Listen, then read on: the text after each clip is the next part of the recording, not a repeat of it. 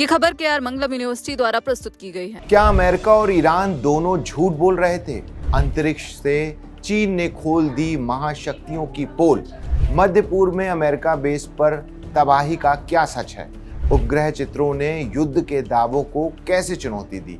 नमस्कार, मेरा नाम है अंशुल शर्मा और आप देख रहे हैं दैनिक जागरण। चीनी वैज्ञानिकों ने मध्य पूर्व में अमेरिकी सैन्य ठिकानों को हुए नुकसान की जांच के लिए विस्तृत उपग्रह चित्रों के विश्लेषण का उपयोग किया। इस विश्लेषण ने संघर्ष के पैमाने पर वाशिंगटन और तेहरान दोनों के दावों में विसंगतियों का खुलासा किया है। उन्नत रिमोट सेंसिंग और इमेज प्रोसेसिंग तकनीकों का उपयोग करते हुए चाइनीज एकेडमी ऑफ साइंसेस के शोधकर्ताओं ने क्षति के ऐसे पैटर्न की पहचान की जिन्होंने स्थायी विदेशी सैन्य ठिकानों की कमजोरियों और दोनों पक्षों के परिचालन संबंधी कमियों को उजागर किया। 7 जुलाई को द इनोवेशन पत्रिका में प्रकाशित पत्र में शोधकर्ताओं ने लिखा कि विनाश का देखा गया पैमाना ऐसे भौतिक प्रभावों को दर्शाता है जो अमेरिकी ब्रीफिंग में आमतौर पर पेश किए जाने वाले न्यूनतम नुकसान या सफल रक्षा के विवरण से कहीं अधिक है। इसके साथ ही ये भी सुझाव देता है कि बड़े पैमानों पर हमलों के ईरानी दावे बढ़ा चढ़ाकर पेश किए गए हो सकते हैं। 28 फरवरी को ईरान के खिलाफ अमेरिकी और इजरायली हवाई हमलों की शुरुआत ने एक सशस्त्र संघर्ष को जन्म दिया जो पूरे क्षेत्र में फैल गया, जिससे आर्थिक व्यवधान और वैश्विक अस्थिरता पैदा हुई। 4 अप्रैल को अमेरिका ने कैलिफोर्निया स्थित प्लेनेट लैब्स सहित कई वाणिज्यिक उपग्रह प्रदाताओं पर शटर कंट्रोल उपाय लागू किए, जिससे संघर्ष क्षेत्रों के उच्च रेजोल्यूशंस वाले अंतरिक्ष क्षेत्रों के वितरण को निलंबित कर दिया गया।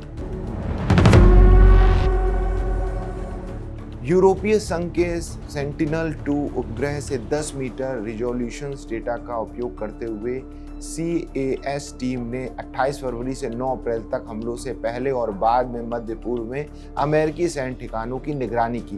टीम ने शोर को कम करने और इस रिजोल्यूशंस का स्तर पर क्षति के निशानों की पहचान करने के लिए उन्नत छवि प्रसंस्करण और विश्लेषण तकनीकों के माध्यम से डेटा का विश्लेषण किया।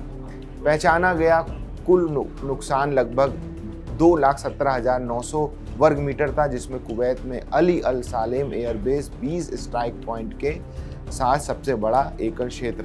उन्होंने संयुक्त अरब अमीरात में अल थफरा एयरबेस का भी विश्लेषण किया, जहां एक हमले में MQ-9 रिपर ड्रोन और U-2 उच्च ऊंचाई वाले टोही विमानों को रखने वाले हैंगर नष्ट हो गए।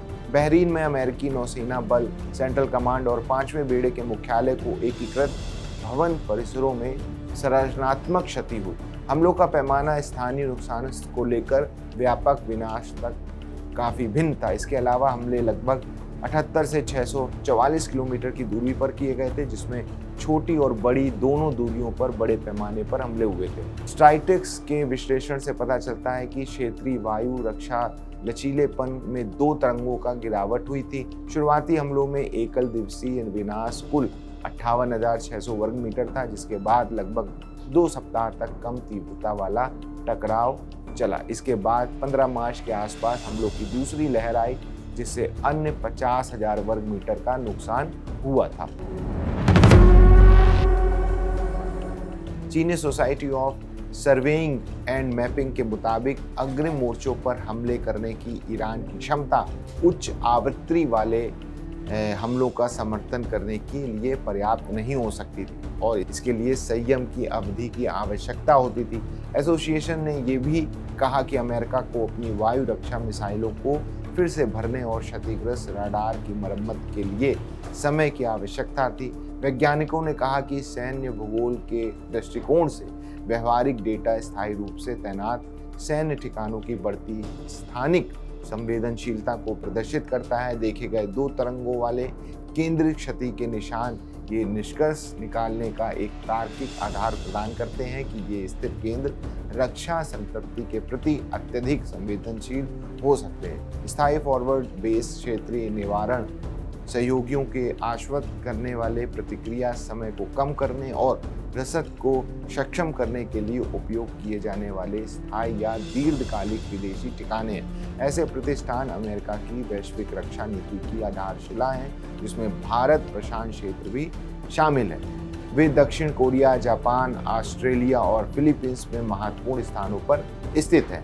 भारत प्रशांत क्षेत्र में अमेरिकी रक्षा बुनियादी ढांचे पर 2023 की अमेरिकी संसदीय रिपोर्ट के मुताबिक जहां ये स्थल निर्वहन प्रदान करते हैं और शक्ति का प्रदर्शन करते हैं, वहीं चीन जैसी क्षेत्रीय शक्ति के साथ संघर्ष की स्थिति में ये अमेरिकी बलों को हवाई और मिसाइल हमलों के जोखिम में भी डालते हैं। इस तरह से चीनी उपग्रह क्षेत्रों के विश्लेषण ने अमेरिका और ईरान दोनों के दावों की पोल खोल दी और ये साबित कर दिया है कि विदेशी सैन्य ठिकानों की सुरक्षा व्यवस्था में अभी भी कई गंभीर खामियां मौजूद हैं। इस खबर पर आपकी क्या राय है, हमें कमेंट्स में ज़रूर बताइए। बाकी देश दुनिया की तमाम बड़ी खबरों के लिए देखते रहिए दैनिक जागरण।